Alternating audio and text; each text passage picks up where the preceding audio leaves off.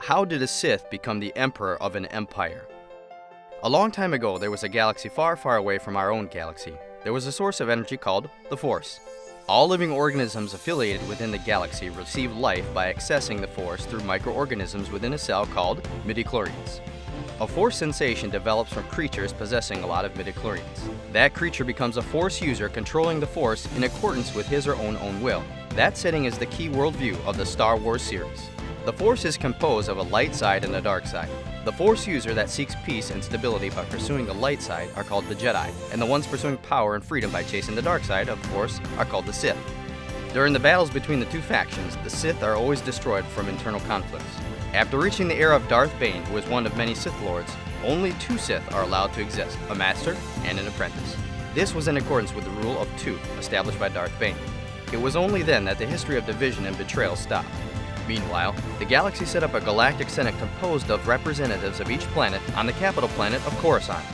Peace and stability was maintained throughout the democratic Galactic Republic system for the past 1,000 years. The Star Wars trilogy prequel is based on how Sith Lord Darth Sidious overthrew the Galactic Republic by becoming Emperor of the Empire. Episode 1, The Phantom Menace, was released in 1999 and is composed of a plot where Senator Palpatine hides his own identity as Darth Sidious. He devises a scheme at the Galactic Senate of Coruscant. The movie starts off from a scene where Palpatine, who makes the Viceroy of the Trade Federation, Newt Gunray, to obtain trade routes to outlawing star systems by forcing mergers on Naboo. Naboo is located in the center of the trade routes to outlying star systems.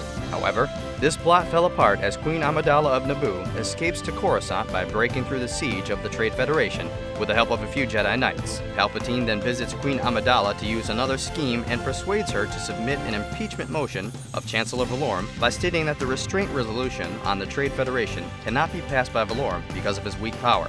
Amidala accepts Palpatine's proposal, and Chancellor Valorum gets impeached. This is where Palpatine gets elected as the next Chancellor, and then begins to make unforeseen circumstances and dominates and directs the Republican government. Episode 2, Attack of the Clones, was released in 2002 and begins with a plot that depicts a story 10 years after the first movie, Episode 1. Palpatine, who was securing his position as Chancellor of the Republic through consecutive appointment, was looking for a new Sith to make as his apprentice.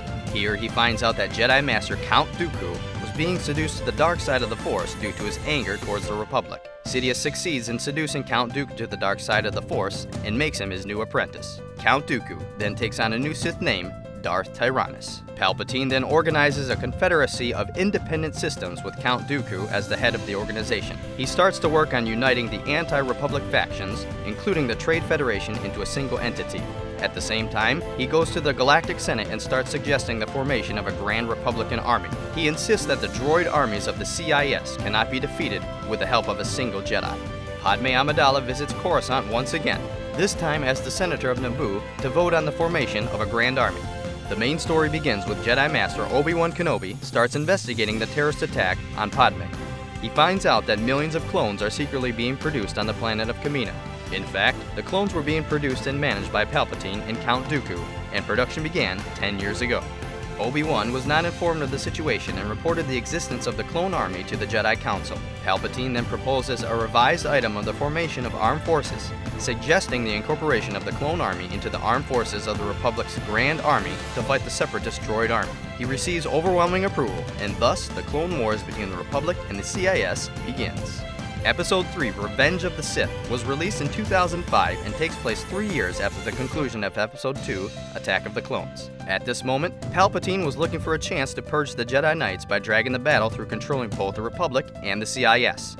The Jedi Knights begin to suspect Palpatine, who had long overrun his emergency wartime power. Palpatine, who became aware of the change, plays out a self-fabricated scenario faking his abduction to CIS generals General Grievous and Count Dooku. During the Jedi's rescue mission of Palpatine, Palpatine picks Anakin as his next Sith apprentice when Count Dooku is killed by Jedi Knight Anakin Skywalker. Here, Anakin was in a forbidden love affair with Padme Amidala. He was slowly drifting to the dark side of the Force after having a precognitive dream about the death of Padme during childbirth. Palpatine reveals his identity as Darth Sidious to Anakin and tries to allure him by telling him it is only he that has the secret to stopping Padme's death. Anakin, who was deceived by the proposal, becomes the apprentice of Darth Sidious and is then given a new Sith name, Darth Vader. After that, Palpatine then gives orders to execute Order 66, the elimination of all Jedi Knights to the Clone Army. He then proposes to change the political system from a republic to an empire. This allows rapid and efficient decisions to be made for the safety of the republic.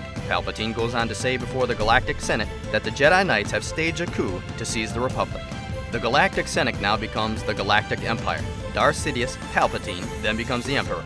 Meanwhile, Anakin keeps losing his mind and misunderstands that Padme has betrayed him and now sides with the Jedi, and in turn, he tries to kill her. Anakin's teacher, Jedi Master Obi-Wan Kenobi, was with Padme and prevents Anakin from inflicting serious injuries to Padme. However, Padme loses her will to live and dies after labor, just like Anakin saw in his precognitive dreams. The prequel trilogy of Star Wars ends with Obi-Wan Kenobi taking baby Luke to the planet of Tatooine.